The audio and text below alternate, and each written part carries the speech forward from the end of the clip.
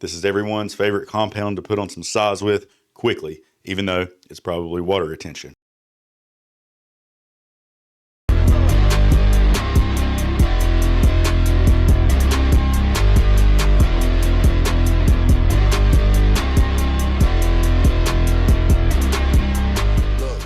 Hey, what's up, y'all? We're going to get right into Deca or NPP or Nandrolone decanoate and Nandrolone phenylpropionate. This is everyone's favorite compound to put on some size with quickly, even though it's probably water retention. But we have Deca or Nandrolone decanoate, and we have NPP, which is Nandrolone phenylpropionate. Both of these are simply esters of the 19-norsteroid nandrolone. One isn't really superior to the other, excuse me, it's just how long they last in your system.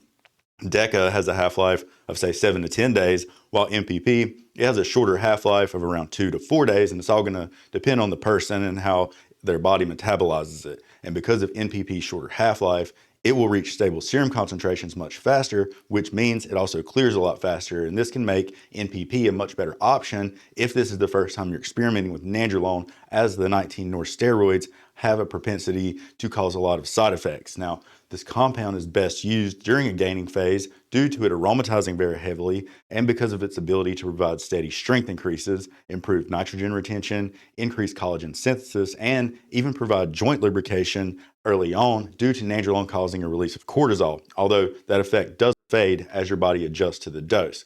It will also cause you to hold some water, so keep that in mind when you're stepping on the scale, and don't confuse that temporary fluid retention with muscle gain. Now, when it comes to dosing, most people should start with 125 milligrams total weekly, and if you're using NPP, daily injections are definitely advised, and if you're using Deca, daily injections are still advised.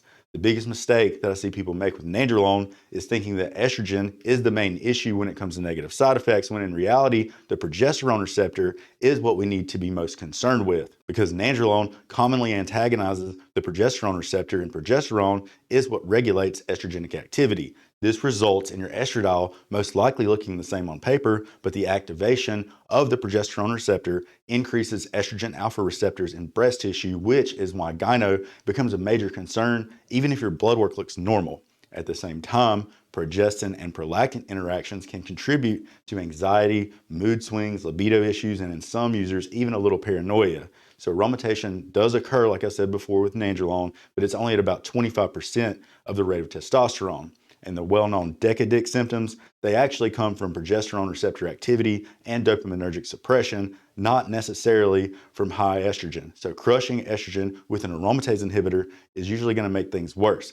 And also, please be aware of the mental side effects that some people experience because they can be extremely intense, like severe anxiety and severe paranoia. Another thing to remember is do not use a 5-alpha reductase inhibitor like finasteride with nandrolone, because unlike testosterone, nandrolone becomes more androgenic when it's not reduced. So blocking 5-AR can convert nandrolone into a metabolite that actually accelerates hair loss instead of protecting you from it. And overall, NPP is going to give you more control and quicker feedback on what you're going to feel, while Deca gives you a smoother, steadier long-term effect, but both are simply delivery systems for the same hormone. And again, consider a short ester like NPP to begin with, and then you can see how it affects you. And once you find that highest dose that you can safely tolerate, maybe then you can consider switching over to Deca.